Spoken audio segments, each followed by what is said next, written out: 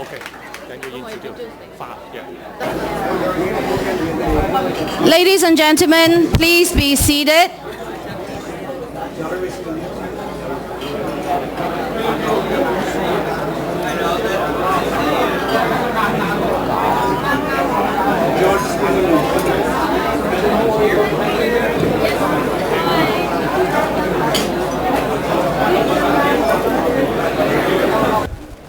Probably I'm the shortest MC. I hope the back can see me.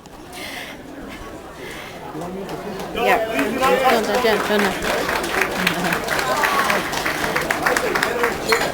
Good morning, everyone. How are you today? I'm Sharifa Khan, Ganwai Yi. Welcome, everyone, to this event. In celebration, in 5 more days, we're going to have the Ontario Liberal Party back at government.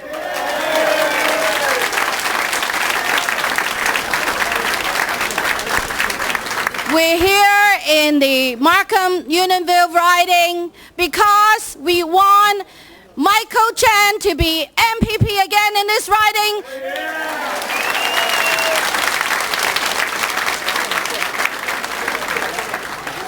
And we want the person that has done so well for many of us in the province of Ontario, fiscally, socially, morally. We want Dalton McQuinty back as the Premier of Ontario.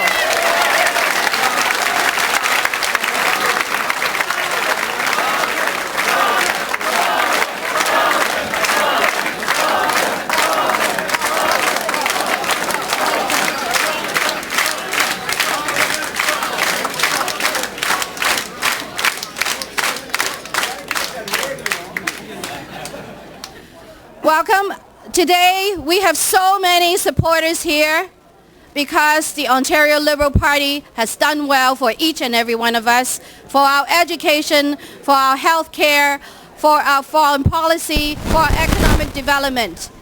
Now, also there are many of us dignitaries here that's out here to support Michael Chan and also the Premier. We would like to recognize the Honourable John McCollum, MP, Markham-Unionville.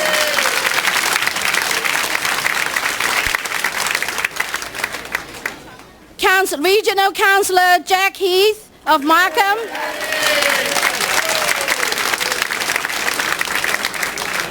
Jack was also the former president of the Ontario Liberal Party. And Councillor Logan Kanapathis, City of Markham.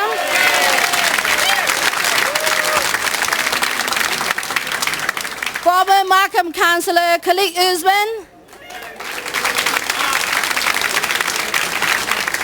Colin Smith, President of Markham-Unionville Provincial Liberal Riding Association.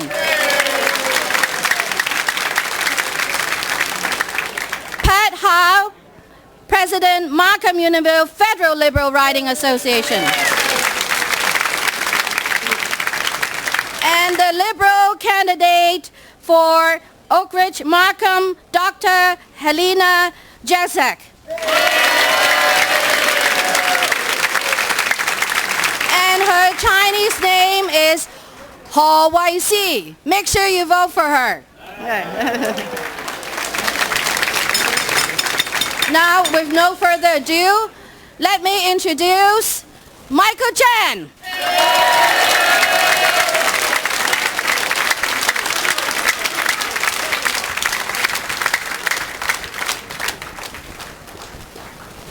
Thank you.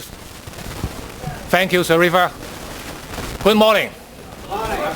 Good afternoon.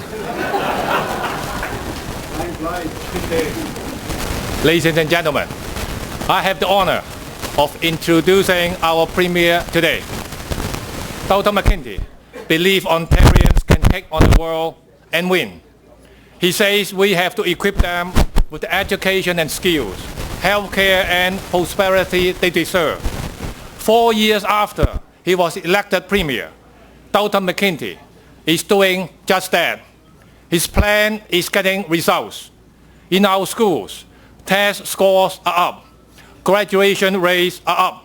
Enrollment in our university and colleges is up. In healthcare, there are more nurses and doctors, and wait times are coming down. In just 4 short years, Ontario's economy had created 360,000 net new jobs.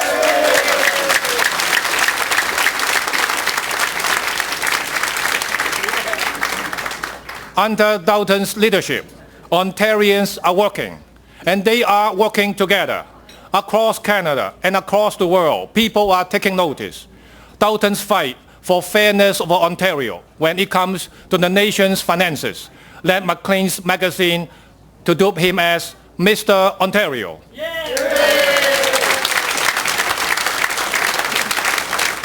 Dalton, you have so much to be proud of, but I know you are proudest of your wife of 25 years, Terry, and your 4 children, Dalton Jr., Nidam, Connor, and Carleen. Ladies and gentlemen, it's my great honor to introduce the Premier of Ontario, Dalton McQuinty.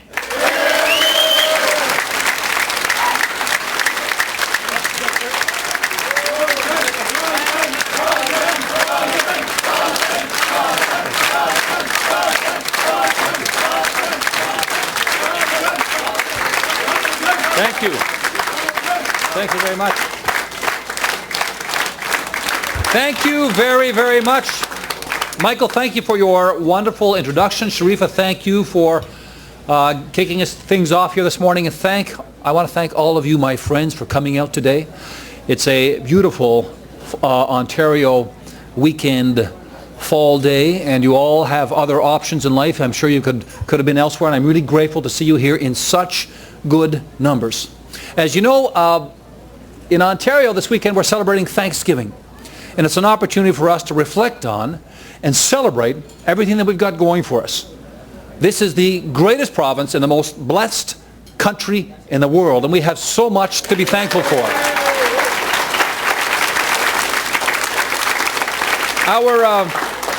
Our greatest strength, as you know, is our people. And the greatest strength to be found in our people is the richness of our diversity. We represent every corner of the world. We speak every single language. We practice every single faith. We celebrate every single culture. And we know how to do business with every single economy. So our diversity gives us a huge advantage in the global economy. And it's great to see so many Chinese Canadians here, and I'm delighted to see that Michael is representing this community, and he likes to be known as this $90 billion man as a Minister of Revenue. But just to share with you a little experience I had, and some of you may have heard this before, but in 1973, in 1970, I think Prime Minister Trudeau first established diplomatic ties with the People's Republic of China. And in 1973, China sent its very first 9 students to study in Canada. All 9 of those came to Ottawa, and 3 of those came into my home. They lived with me, my 9 brothers and sisters, my 2 parents, 2 dogs, and to the best of my understanding, they have fully recovered from that experience. But we bring this wonderful approach to our diversity. And as Liberals, we've always believed, it doesn't matter where you come from, it doesn't matter how long you've been here, it doesn't matter who you're connected to, it doesn't matter how much money you got in the bank, if you live in this province, you are one of ours. And we'll fight as hard as we can to ensure that you all have the opportunity that you need to succeed. I want to thank, there are some older members of the Chinese family here, and all those who were involved in making a very important decision. You chose to make of Ontario and Canada your new home.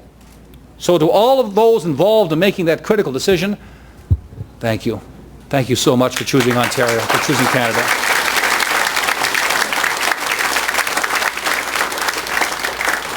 Thank you for retaining your culture. Thank you for hanging on to your faith. Thank you for continuing to celebrate your traditions. And most importantly, thank you for passing that on to your children and your grandchildren. You know, we had a wonderful Prime Minister by the name of Sir Wilfrid Laurier. And before he became Prime Minister, he visited London, England. And he was amazed at a beautiful cathedral there. And he admired its strength. And he saw in that cathedral a metaphor for Canada. And when he came back to Canada, he said, you know, I want the granite here to remain the granite. I want the marble to remain the marble. I want the wood to remain the wood. And what he's saying, it's our differences, our diversity, that lends greater strength to who we are. You and I are enjoying a wonderful privilege, something that is largely without precedent in the annals of human history. You know what we're doing? We're finding strength in diversity. That's not an easy thing to do, and we have found success in that. And with success, given that we enjoy such privilege, as my dad used to say, with privilege comes responsibility. And our responsibility is to continue to move forward. And Michael and Helena in the future is going to help us continue to move forward. Whether you're looking at our schools, where we've got smaller classes, more teachers, higher test scores, higher graduation rates. Now we want to move forward with full-time junior kindergarten and kindergarten. We want to provide extra homework help to our kids. And we also believe that in a province where we invite the four corners of the world to come together, that we should invite our children to come together in our schools so they can come together, learn together, and grow together, understand one another, and help us build here in Ontario a strong, caring society. And publicly funded education plays such an important role in bringing all of our children together.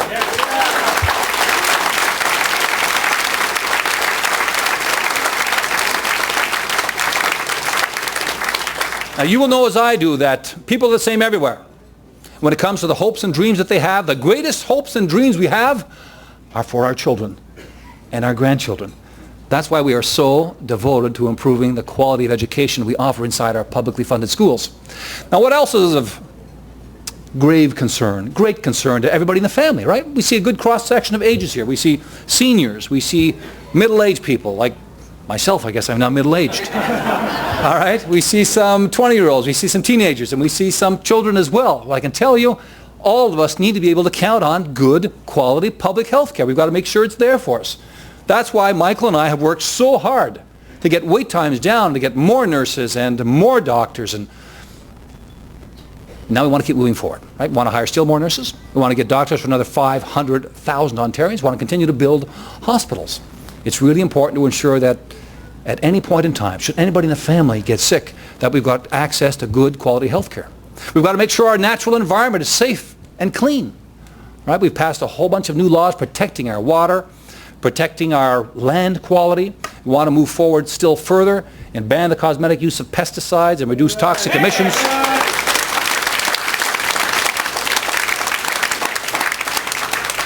And we want to help strengthen this economy. Now, Michael, did you say 360,000 jobs? Well, it's up to 400,000. 400,000 new jobs. Right? Those are good jobs, good high-paying jobs. But as parents and grandparents, we understand that if we're going to compete in this global economy, we've got to invest in our people, give them the best possible education, and that's what we are going to continue to do as Liberals. The last point I want to make is this, and it has something to do with our diversity and this remarkable adventure that you and I have embarked upon, finding strength in diversity. There's something here that we need to understand because we need to stand as a shining example to the world, right? And there's a fundamental truth that has been spoken to by all the world's great faiths and all the world's wisest people for thousands of years, and our responsibility is to reflect that in how we conduct ourselves as a society. Here's the truth. What's most important when it comes to people is not the language that we speak. It is not the color of our skin. It is not the traditions that we inherit. It's not the culture that we cherish. It's not the faith that we practice. It's not the wealth that we accumulate, and it's not the power that we wield. The single most important thing when it comes to people everywhere on this tiny planet that we share is what we have in common. It's our humanity. And you and I, privileged as we are to live in such a rich, diverse society, have a responsibility to stand as a shining example to the rest of this world. In a world where sometimes it seems to be shrinking, and there are different cultures and societies that rub up against one another, and sometimes that's cause for conflict and strife and struggle. We've got to say there's a place on this tiny planet where we found a way to come together.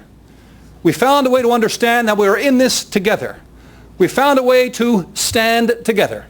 We found a way to understand that we are one large, extended human family. So let's make sure that as we celebrate this weekend, all that we've got going for us in this remarkable province, in this gorgeous country, that with this privilege comes responsibility. Keep moving forward. Keep moving forward together. Keep standing as a shining example, as a beacon of hope to all of humanity. Thank you very, very much.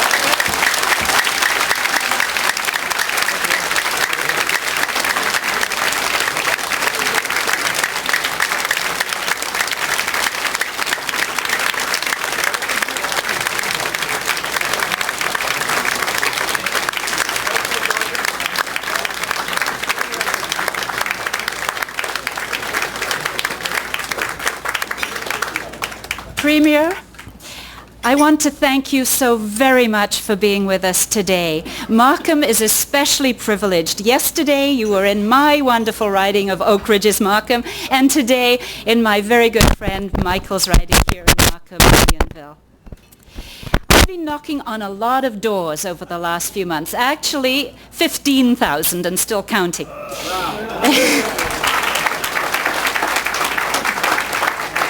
And I want to tell you, Premier, that the people in my riding truly appreciate what you've done over the last 4 years. They see the improved public services, the infrastructure that is coming our way. And people are truly looking forward to another 4 years of peace, order, and good government, and they know that you can provide it.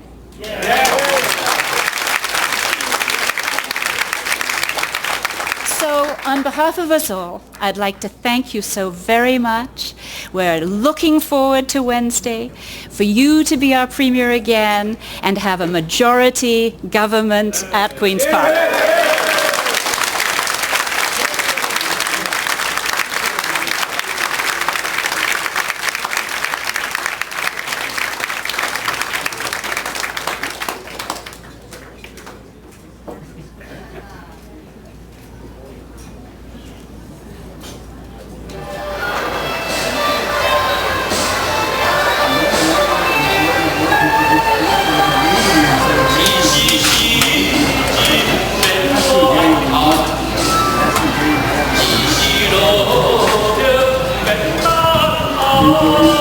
Thank you, everyone.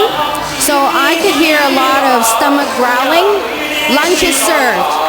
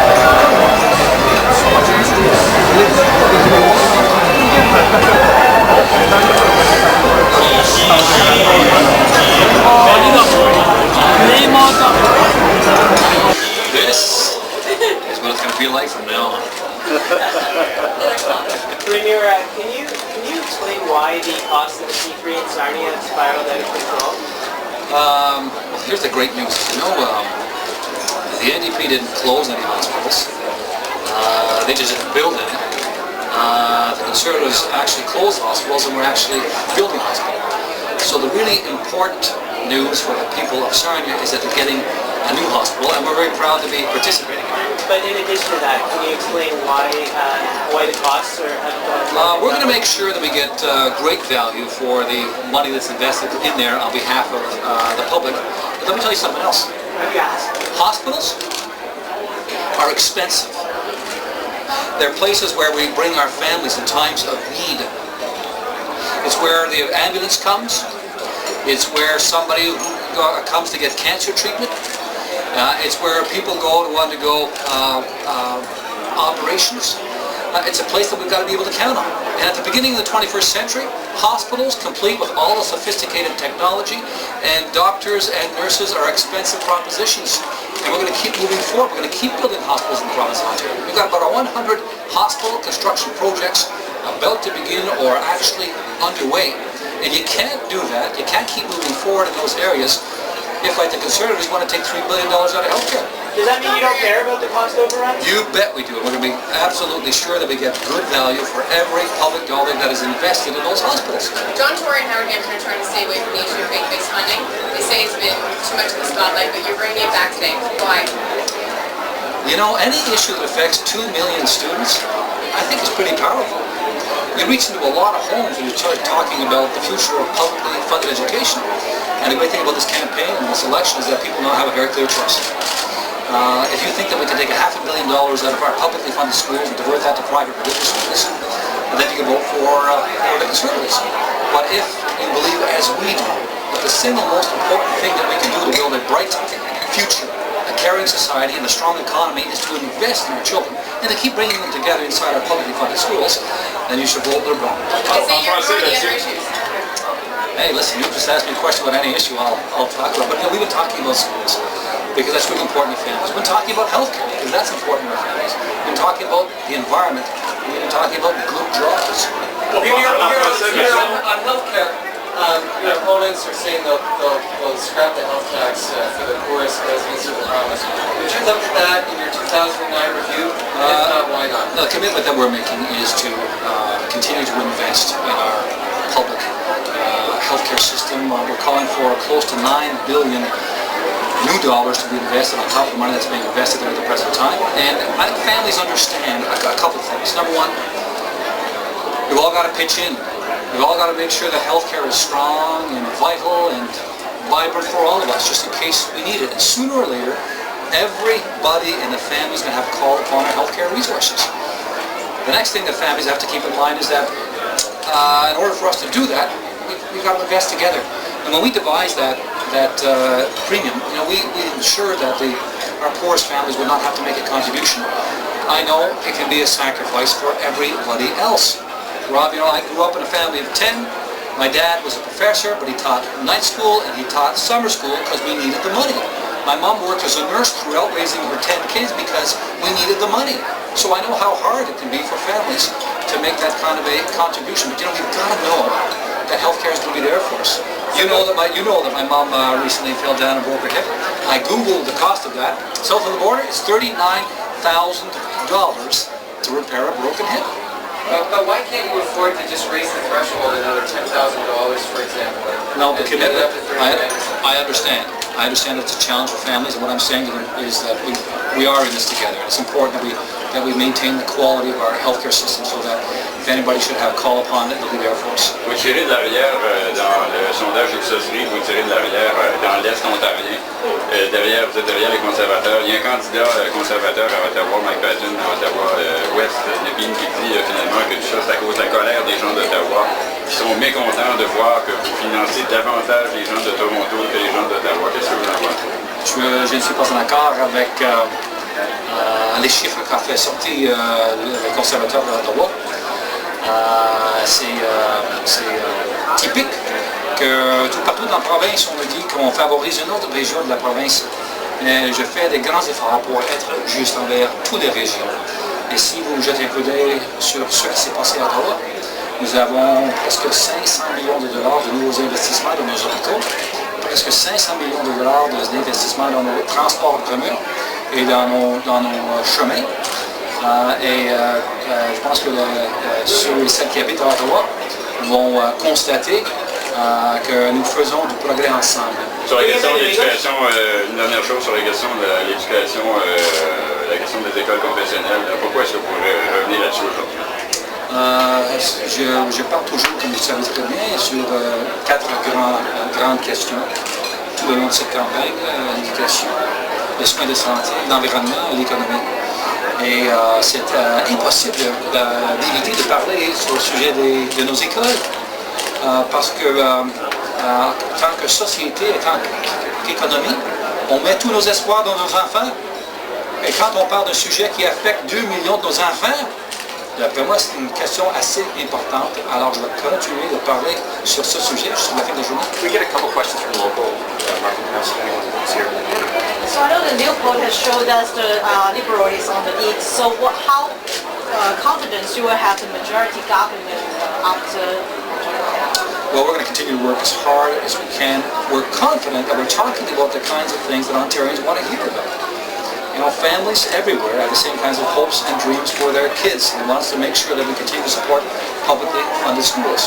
Families want to make sure that if anybody in the family gets sick, that we've got the capacity through our healthcare system to look after them. We want to make sure that somebody's keeping an eye on the environment. Right? What about this global warming stuff? And what about pollution? Are we assuming our responsibility as the older generation to make sure the environment is healthy for our children? And of course, the other thing that we all want in our households, we want to make sure we've got access to good quality jobs that are being generated by a strong economy. During the course of the past 4 years, this economy has generated 400,000 more jobs. And that's a testament to the entrepreneurialism and the work ethic of the people of Ontario. C'est la fin de semaine de l'Action de grâce, les autres partis espèrent que les familles vont parler de vos promesses brisées. De quoi espérez-vous que les gens parlent en fait? En premier, je pense que les familles vont parler, j'espère qu'ils vont parler, ils vont célébrer le fait qu'ils ont été capables de venir ensemble chez eux. Puis en deuxième, c'est possible qu'ils vont discuter les politiques un peu. Et j'espère qu'ils vont jeter un coup d'œil sur tout mon record, sur tout ce que j'ai fait. Et j'espère qu'ils vont constater que j'ai toujours fait ce que j'ai cru était la bonne chose à faire. Et que j'ai essayé de toujours garder en tête leurs besoins, leurs aspirations. Premier, I noticed on the way to Queen's Park today, Laurel Broughton has signs with an attachment to them that says "Standing Up for Our Public Schools." They're just new in the last couple of days. And also today you're messaging on this. Isn't it overkill to put more nails in this coffin for John Tory? Listen, you know how long I've been talking about schools for? Public education.